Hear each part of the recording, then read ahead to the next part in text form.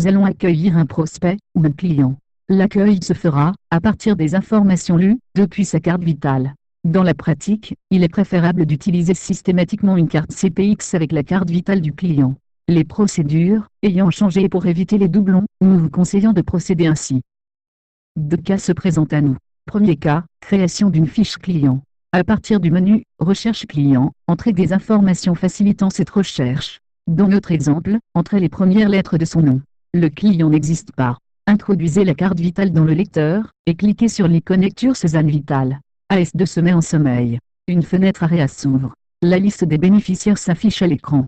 Sélectionnez avec la souris la personne que vous accueillez, puis cliquez sur Valider. AREA Star vous demandera de confirmer la création du client. S'il s'agit bien d'un nouveau client, cliquez sur « Oui ». Les informations contenues dans la carte vitale sont directement intégrées dans AS2.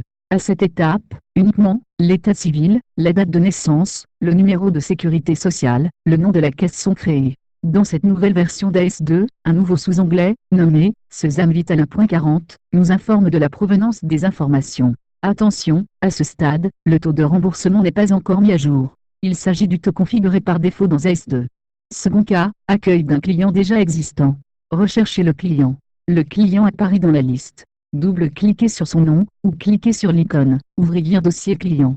Introduisez la carte vitale dans le lecteur et cliquez sur l'icône « Lecture Suzanne Vitale ». Vous êtes dirigé vers une fenêtre AREA Star. La liste des bénéficiaires s'affiche à l'écran. Sélectionnez avec la souris la personne que vous accueillez, puis cliquez sur Valider. La fiche du client est mise à jour, mais attention, uniquement, l'état civil, la date de naissance, le numéro de sécurité sociale, le nom de la caisse sont mis à jour. Et pour le moment, le taux de remboursement n'est pas encore mis à jour. Il s'agit du taux configuré par défaut dans AS2.